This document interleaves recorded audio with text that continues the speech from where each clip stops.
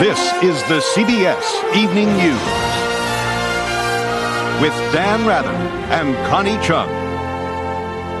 Good evening. The sands are shifting tonight in the Persian Gulf crisis. Russia is now wheeling and dealing with Iraq. The Russian foreign minister went to Baghdad today, and tonight Russia and Iraq announced a new diplomatic ploy, one that ups the ante and increases the pressure on the United States and President Clinton. It is aimed at lifting UN economic sanctions against Iraq. That was Saddam Hussein's original goal when he moved his tank forces again toward Kuwait. Having gotten the world's attention, Saddam Hussein is now trying to cut a deal. CBS News correspondent Alan Pizzi reports from Baghdad. The plan Andrei Kozyrov brought to Baghdad today could defuse the crisis and lead to the lifting of UN sanctions against Iraq.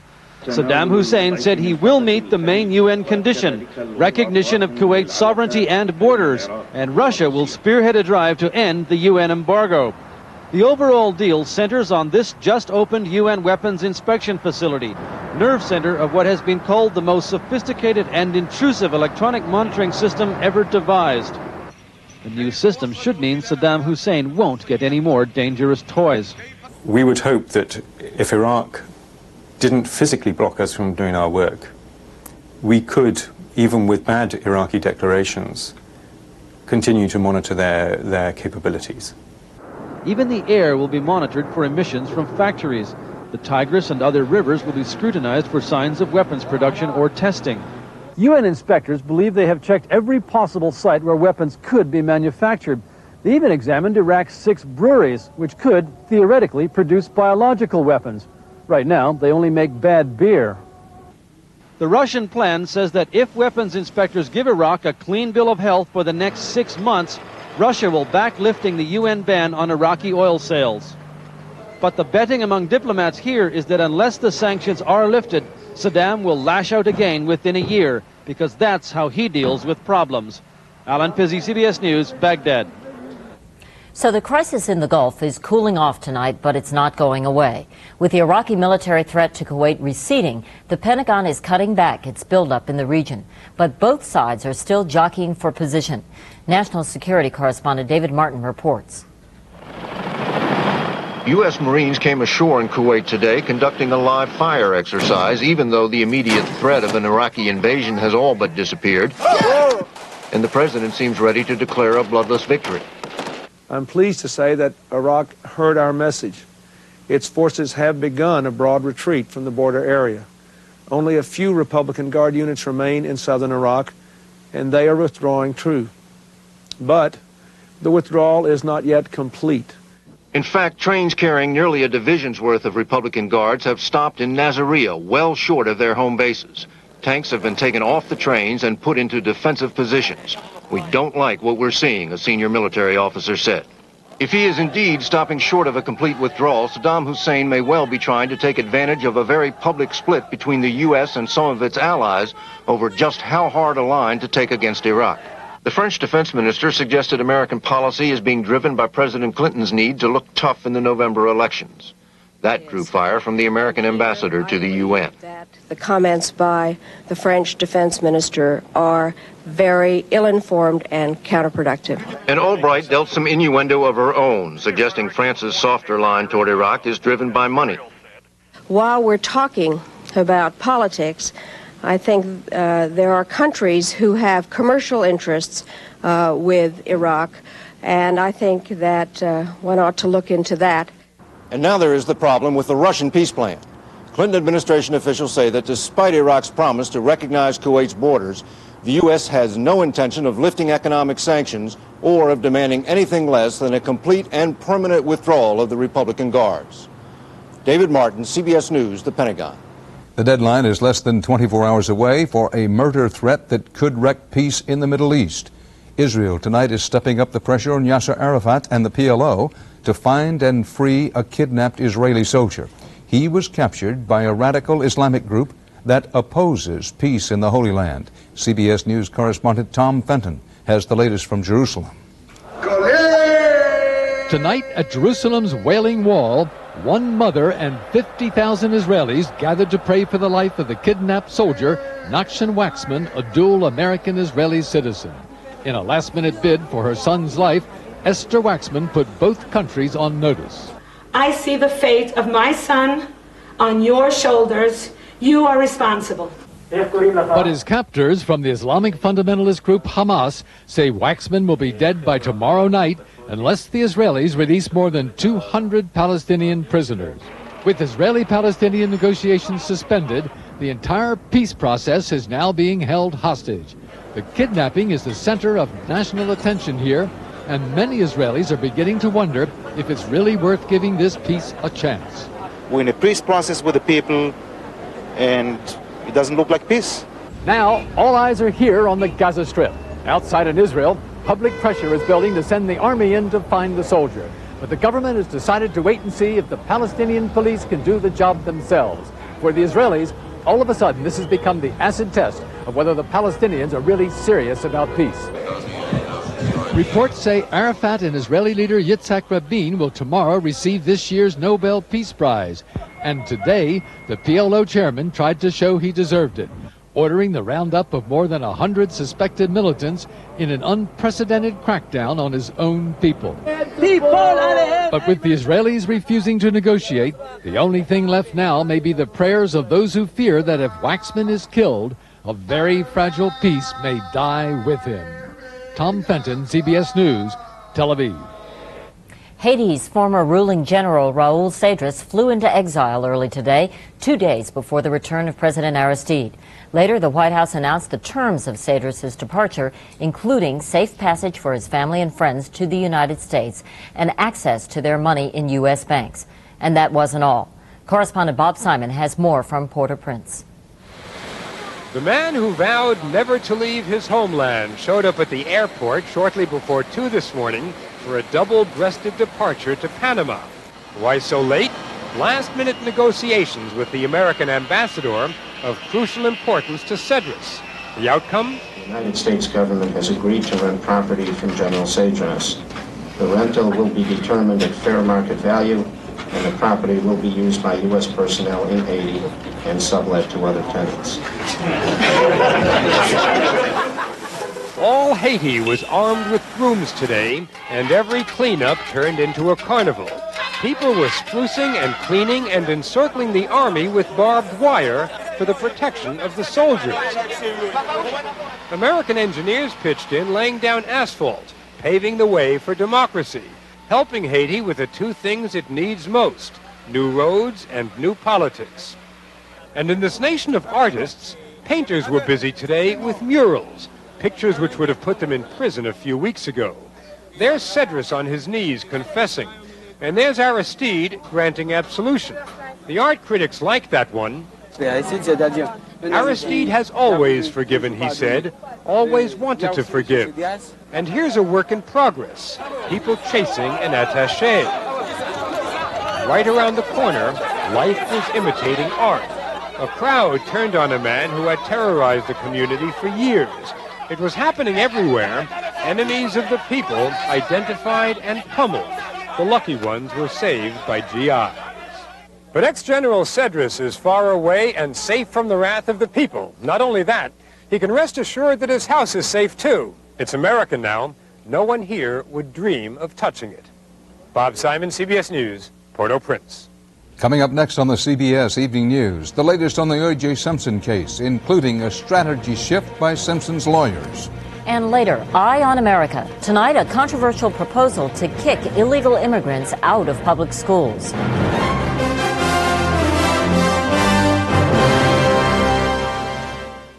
When the food you love doesn't love you back, try new Maalox Assorted Tablets. 3 tasty flavors in one handy bottle. Maalox Assorted Tablets. Ah, life is good. Imagine a rent-a-car company that will pick you up right at your door. That's Enterprise.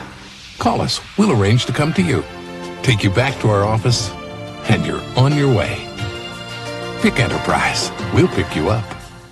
This advanced technology helps to diagnose arthritis. But to effectively relieve the minor pain of arthritis, use this, Advil. Advil contains the #1 doctor-prescribed pain reliever in its class in non-prescription strength. Advil works directly at the site of arthritis pain, and nothing's been proven to last longer. And Advil is gentler on your stomach than aspirin. Advil, advanced medicine for pain.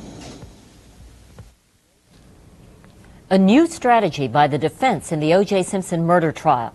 Simpson's lawyers are attempting now to shift the focus of the case to news leaks and an alleged conspiracy between police and the press.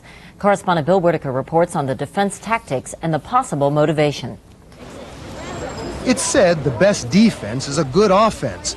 Now, Simpson's defense team has launched an aggressive attack on his courtroom adversaries, issuing a number of subpoenas to find the source of leaks like the DNA test results and Nicole Simpson's dramatic 911 calls for help. We're talking about what we believe may be shown as orchestrated leaks, which everybody says are wrong. So, and what happens is it impinges upon the right of Mr. Simpson to have a fair trial, and that's what we're really talking about. They've subpoenaed Los Angeles Police Chief Willie Williams and former police spokesman Commander David Gaskin. They've even subpoenaed KNBC reporter Tracy Savage, whose story claiming a DNA match between Nicole Simpson's blood and blood on O.J.'s socks was denounced by Judge Ito. Well, Wendy, this definitely has got to be the most damaging evidence against O.J. Simpson we have heard about so far. CBS News has learned the LAPD is investigating a connection between reporter Savage and Commander Gaskin to see if he was a source of her news leaks, a charge Gaskin denies. The DA calls the defense conspiracy theory nothing more than a ploy to turn the spotlight off O.J. He's raising what we call red herrings, issues that are really not issues, to confuse the issue. The defense is playing hardball now, because it's one thing to say that the police made mistakes or acted recklessly. It's another thing to claim that there's an orchestrated campaign to frame and convict O.J. Simpson. Prosecutors complain the defense seeks a double standard, and in fact the defense has leaked plenty from the start. Judge Ito is to take up the leaks issue tomorrow. Bill Whitaker, CBS News, Los Angeles. About the U.S. economy, the government says wholesale prices took an unexpected nosedive last month, falling 0.5%. One reason, those Cosmos high coffee prices, blamed on a freeze in Brazil, are finally coming down. So far this year, inflation at the wholesale level is running at less than 2%. The news that inflation is under control touched off a rally on Wall Street. The Dow closed up nearly 15 points.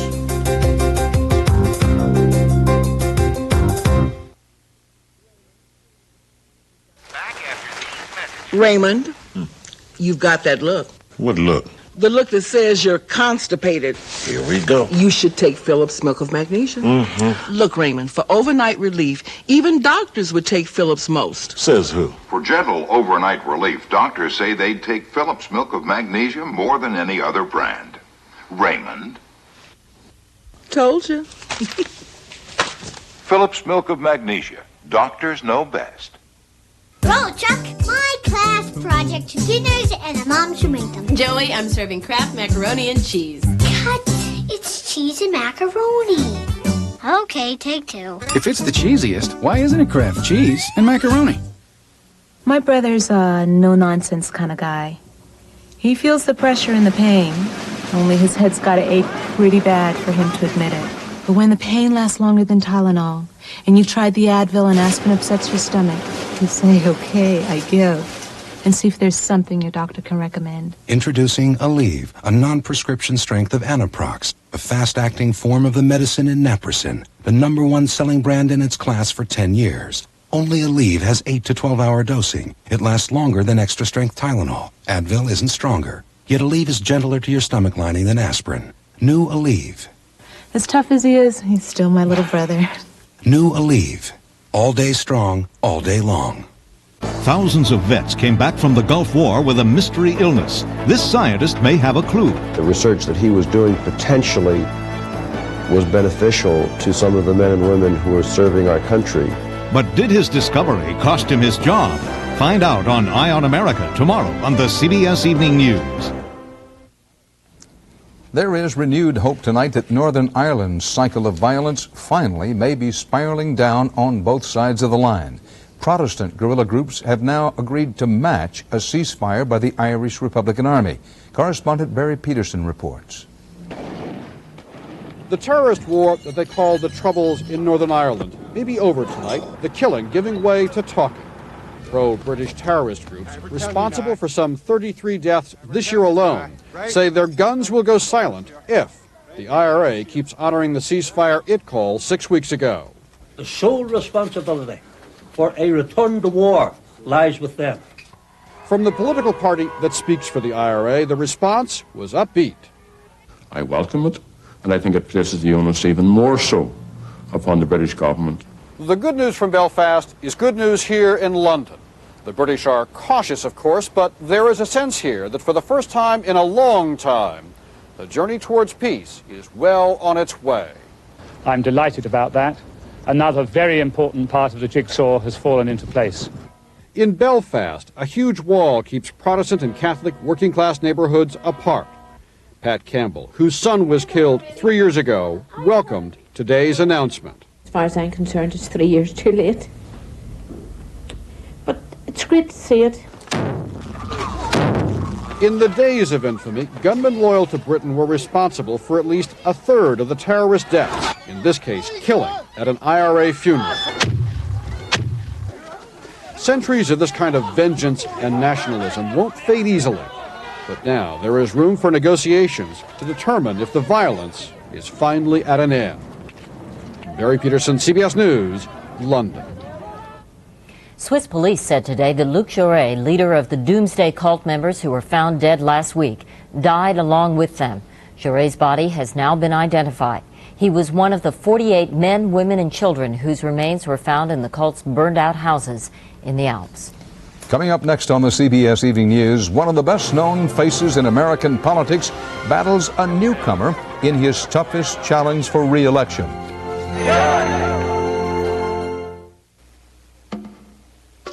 Does your cake stick to your baking pan?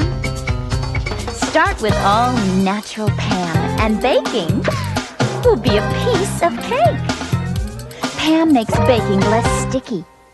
Every mother gets her medical training right here, where she learns that doctors recommend Robitussin more than any other cough medicine. And she uses that knowledge in her thriving family practice. Robitussin recommended by doctors, pharmacists, and Dr. Mom. Introducing the neatest new kitchen appliances, the Black & Decker Spacemaker Optima line. A coffee maker that's capable of intelligent thought, even at 7 a.m. A whole new kind of toaster that toasts even the thickest items, so you don't need a fork to dig them out. And a can opener that opens almost any size can, while you do something else. But best of all, they each fold, close, and tuck neatly away. So the Spacemaker Optima line looks as good as it works. What a neat idea. For advice on dealing with cholesterol, you should make an appointment with your doctor. But to simply find out what your cholesterol number is, no appointment needed. The new Johnson & Johnson Advanced Care Cholesterol Test gives you your cholesterol number at home in about 15 minutes, with results as accurate as tests used by doctors and laboratories, all from the comfort of your favorite chair. The new Advanced Care Cholesterol Test. No appointment needed. You let Vince drive your new Bonneville just to the game. Guy's a wild man. He wanted to see how the Bonneville stacked up to his BMW. I got his attention when I told him I had traction control, dual airbags, and even more horsepower than his BMW, and for thousands less. So you think he'll like it? Well, I suppose he does. Where is that guy?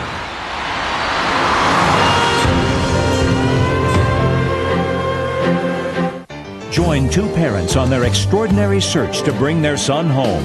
Peter's been missing 3 years. Have you seen him? Eye to Eye, tonight.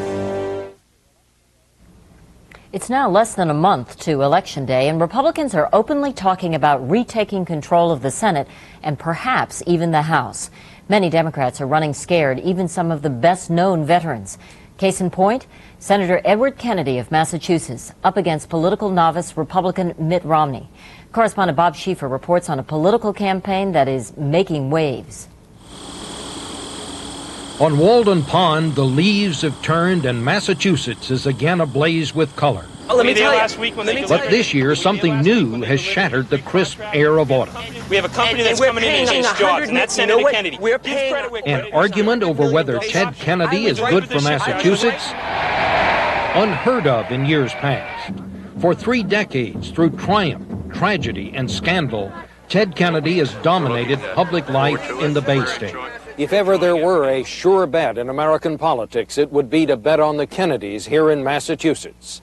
But this year, even here, all bets are off.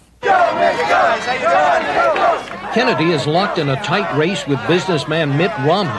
And with voters nationwide madder than ever at politicians in general, Romney brags about not having political experience. Well, if they think it's been helping, if they think crime is better off than 32 years ago, then they should vote for Ted Kennedy. If they think our welfare system that he helped create is a good one, they should keep voting for him. A simple message, but polls show it's causing voters to think twice about their longtime senator. He's done a lot of good. I don't doubt that. But the times have changed, and he hasn't changed to meet them. Kennedy himself concedes it is different this time. I think people are somewhat disillusioned, and they identify that disillusionment with those of us who've been in for some period of time. That's why Kennedy doesn't talk much on the hustings about national issues. On this day in Salem, he talked more about how he'll use his clout to get federal money for a local project. Still, his greatest appeal seems to be what it always was. He's a Kennedy. You know, I'm going to stick with Kennedy. JFK, Bobby K, Joe K, and Teddy K. You can take the others and shove them. Maybe so, but they won't go easy. It's more than a parade this time. It's a race that's going to be close right to the finish.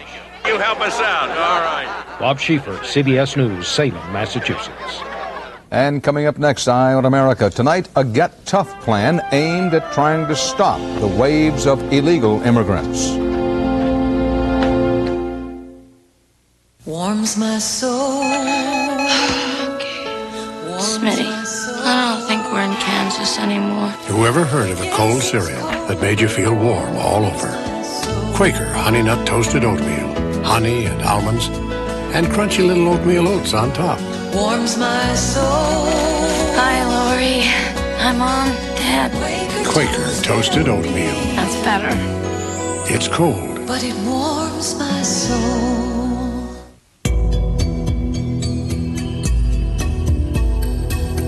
On average, you drive about 500 hours a year. That's like 21 straight days. Days and nights.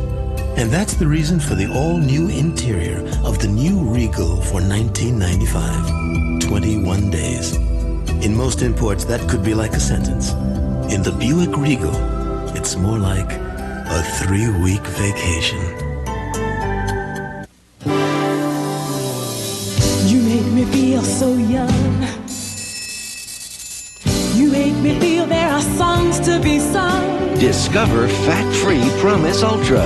0 fat with just 5 delicious calories a serving. And every time I see you grin, It's the first fat-free margarine. Definitely one of a kind. you make me feel so young. Regular or fat-free Promise Ultra. Get heart smart. You've got a headache and can't sleep. You would take a nighttime medicine, but you're worried. Why? This gently helps you to sleep, and it's aspirin-free. Aspirin-free Excedrin PM. The PM medicine for headaches from Excedrin. When the food you love doesn't love you back, try new Maalox assorted tablets. 3 tasty flavors in 1 handy bottle. Maalox assorted tablets. Life is good. Illegal immigration is a hot-button issue in many parts of this country. In California today, it got red hot, with U.S. Deputy Attorney General Jamie Gorelick accusing Governor Pete Wilson of demagoguery, and a Wilson spokesman claiming only pressure from the governor got President Clinton to beef up border patrols. Next month, California will become the first state to put the illegal immigration issue to the voters with a controversial referendum. That is tonight's Eye on America, reported by Reed Galen. Belmont High School, Los Angeles. When something breaks in the frontier, who's going to fix it? This is the American frontier now. Ever more settlers pursuing the dream that starts, and many Californians fear may soon be lost, Everyone should be on their way to class. in a public school classroom. In little more than a decade, this state plunged from the top of the list in spending per pupil to the bottom. Well, you can't call the repair guy because he's not coming. 300,000 illegal immigrant children in public schools. The cost, $1.5 billion a year. Governor Pete Wilson backs Proposition 187, which would exclude illegal immigrants from public education and non-emergency health care and other social services. Backers say California just can't afford it anymore. We have to challenge the 82 decision of the Supreme Court that said anybody and everybody can get a free education. Some people, like me, wants to be something. Prop 187 is expected to pass. There are tears at Belmont High. That's not fair for me because my family and I work hard to make this state a little better. There is anger. There isn't anybody in California who shuns hiring immigrants to do their gardening, to do their child care, to clean their houses, and they don't want to support their children going to school. That seems to me the height of hypocrisy. But there are also the facts. 40 students per class, not enough of anything, from test tubes to computers. Not even enough money to buy paint. This is the biggest high school in Los Angeles, 4,500 students. School officials are prevented by law from asking such questions, but it's estimated that perhaps as many as 2,000 of these kids are here illegally. They want us to go back to our countries, but I don't think we will do it. What will you do? I will get false papers. False papers? Yeah. Go to another state. This is the first state to vote on such a dramatic proposal, but others already share the economic misery. California is among 5 states suing the federal government for $16 billion to help pay for illegals. Expenditures on educating children are really an investment in economic terms, an investment in human capital. And like money in the bank, it pays off in the future. 3 things that were going on in the frontier in terms of economics. 3 things. Who pays? I'm going to pay back in the future with my job. Who suffers, whether the proposition passes Every children needs education. or not? They're just falling apart at the seams because they've had to cram so many children into the schools so quickly. And what's the real result? Funding for schools depends on enrollment, so if illegal immigrants are locked out, the budget may shrink accordingly at schools like Belmont. Only the message is clear. During the 92 campaign, it was the economy stupid. Well, right now, it's the border stupid. Polls show the porous border so concerns citizens, including a majority of Hispanic Californians, that it overwhelms moral and practical questions raised by Prop 187. Even the most recent settlers on this new frontier now feel threatened by sheer numbers. In Los Angeles, I'm Reed Galen for Eye on America. And that's our news. Coming up on Eye to Eye, a university professor who says he can prove that there is life after death. Also, an exclusive interview with socialite Gloria Vanderbilt. She talks publicly for the first time about witnessing the suicide of her son. Eye to Eye tonight at 10, 9 Central Time. See you then. And we hope you'll join us again tomorrow for the CBS Evening News. Good night. Good night, everybody.